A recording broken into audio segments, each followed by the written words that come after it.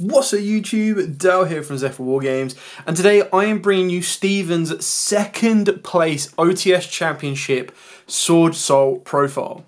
Stephen did incredibly well at this weekend's OTS Championship. He only lost in the final, and that was against Kashtiras. However, the deck did incredibly well, went all the way 5-0 right to the last round, taking on so much meta. He ended up going against Kashtiras, Scareclaw Kashtiras, Branded, Trap Tricks, you name it. He was able to overcome all of it and did incredibly well.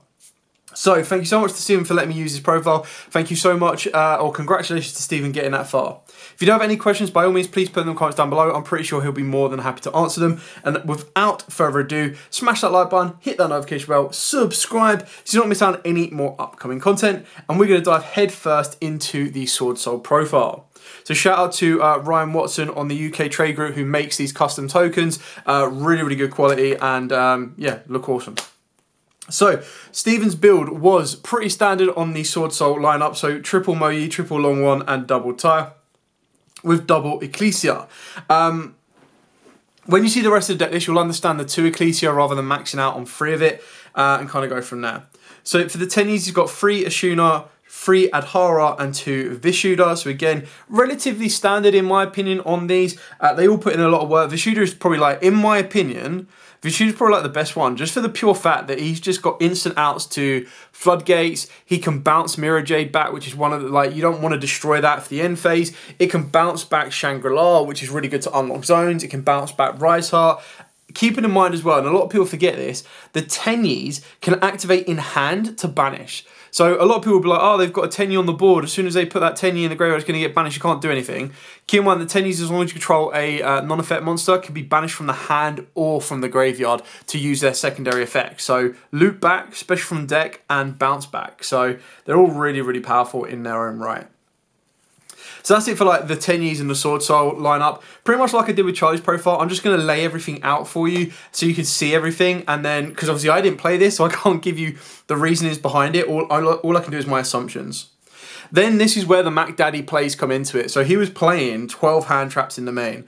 Triple Nibiru, triple Ash, triple Veiler, and triple Imperm. Now, for 5 out of 6 rounds, these were winning. Like, I obviously can't guarantee that. Obviously, the Swordsouls and the Tenyis put in work. But these, being in the main, just put in so much work. Literally, you have the answer to Kashtiras. You've got the answers to Branded. You've got the answers to the Rogue matchups. Bar the Imperm on a Sarah. My God, do not do that. The amount of people that was Imperming Sarah on that day was crazy. But you've got so many answers to all of the main decks that are out there. And then the back off of that, you can just go, okay, cool. Swordsoul, set up the board. You're either going to go push for an OTK or you're going to be able to kind of, from 2 cards, pretty much build up a board that they then can't break because they then have to play through all of this as well.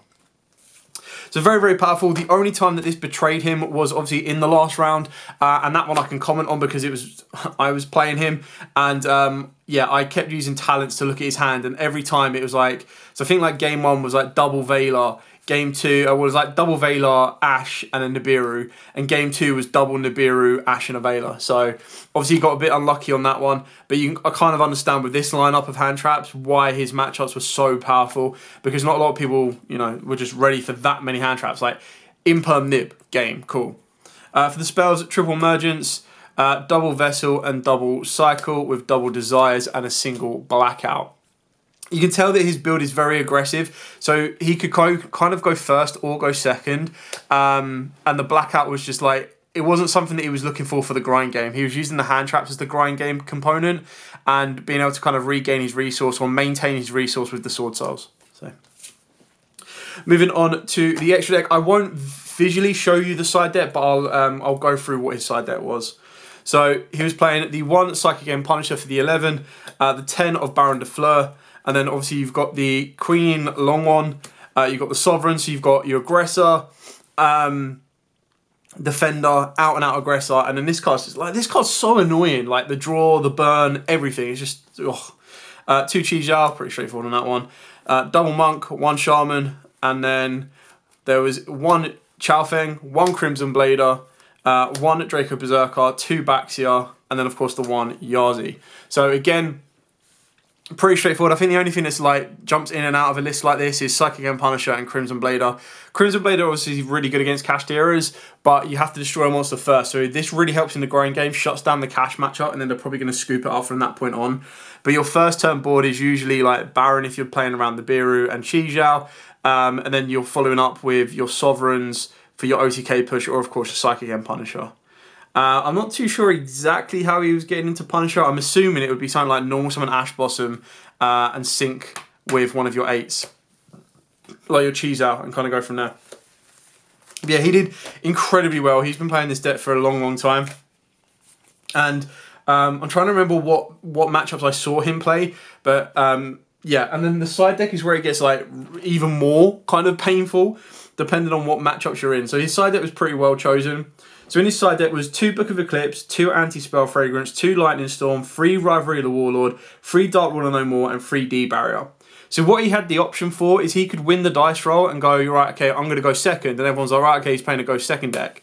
And then he could decide for going first if people were going to shift him to make him go first.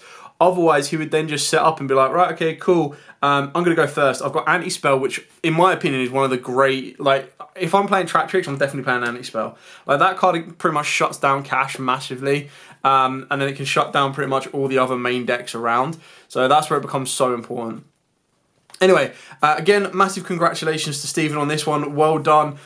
First big tournament as well for him. He's usually just doing locals. I think he's done like 1 or 2 regionals before. And then this one, the fact that he went 6-0 on the bounce, 5-0 on the bounce all the way to the last round was incredibly well done to him. So congratulations on that one. Well done doing it with Swordsoul as well. A deck that I expected to see, but not a lot of people were expecting to see it, which is why you don't see like token collectors or anything else around there. Anyway, thank you so much for watching. Don't forget to like, comment, subscribe, share. Any questions at all, by all means, like I said at the start, put them in the comments down below. I'm pretty sure Stephen will be more than happy to answer them for you. But for now, as absolutely always, guys, stay safe and, of course, happy dueling.